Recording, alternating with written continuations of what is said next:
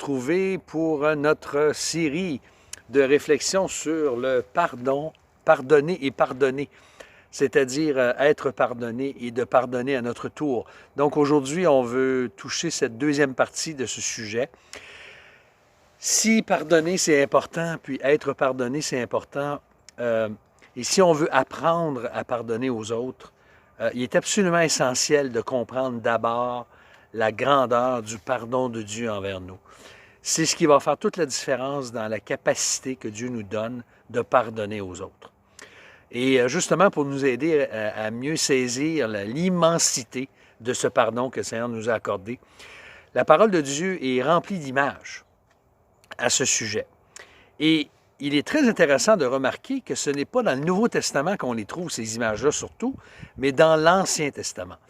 Vous savez qu'il y a beaucoup de gens qui disent que le Dieu de l'Ancien Testament, c'est un Dieu sanguinaire, un Dieu qui ne pardonne pas, c'est un Dieu qui est dur, qui aime la guerre, qui croit au génocide, des choses comme ça. Mais, et puis que le Dieu du Nouveau Testament, c'est un Dieu compatissant, c'est un Dieu qui pardonne, c'est un Dieu qui nous aime. Mais il est très intéressant et même quasiment ironique de voir que toutes les images que je vais vous mentionner se trouvent dans l'Ancien Testament.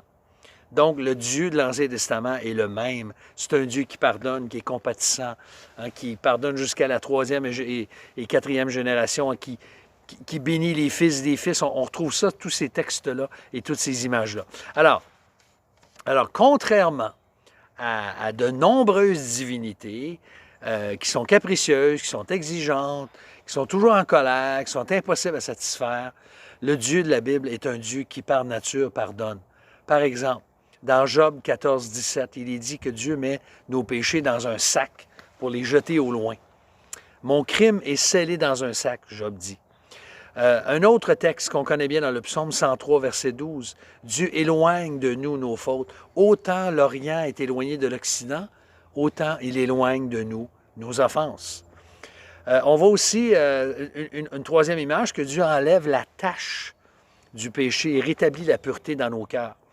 Il dit dans Ésaïe 1, 18, « Si vos péchés sont comme le cramoisi, c'est-à-dire comme un rouge vif, ils deviendront blancs comme la neige. » On a une autre image aussi, que Dieu met nos péchés hors de sa vue et n'en tient plus compte.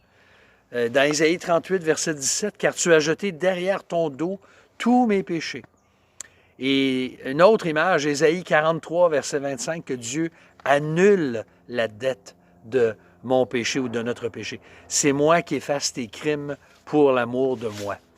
Il les efface aussi, hein, Ésaïe 44, verset 22, « J'ai effacé tes crimes comme un nuage et tes péchés comme une nuée. » Ensuite, il les chasse de notre esprit, de notre face, et pas de notre face, mais de sa face et de son esprit.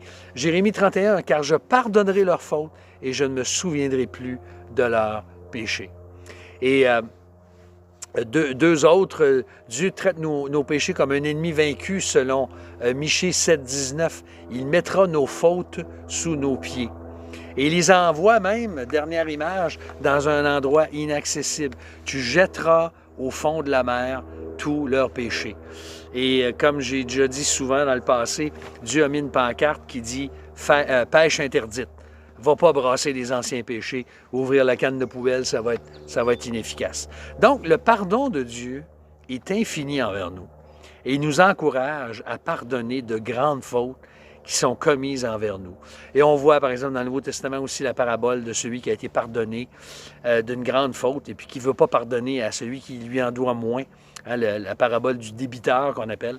Alors, on a un Dieu qui nous a pardonné d'une façon extraordinaire et c'est pourquoi nous pouvons pardonner aux autres. Alors, Seigneur, notre prière aujourd'hui, c'est que tu nous aides à pardonner comme tu nous as pardonné, selon la grandeur de ton pardon envers nous. En Jésus-Christ, nous t'en remercions. Amen. Je vous souhaite une bonne journée, puis je vous donne rendez-vous pour la troisième et dernière, et pas la dernière partie, la troisième partie bientôt, et on va continuer à réfléchir sur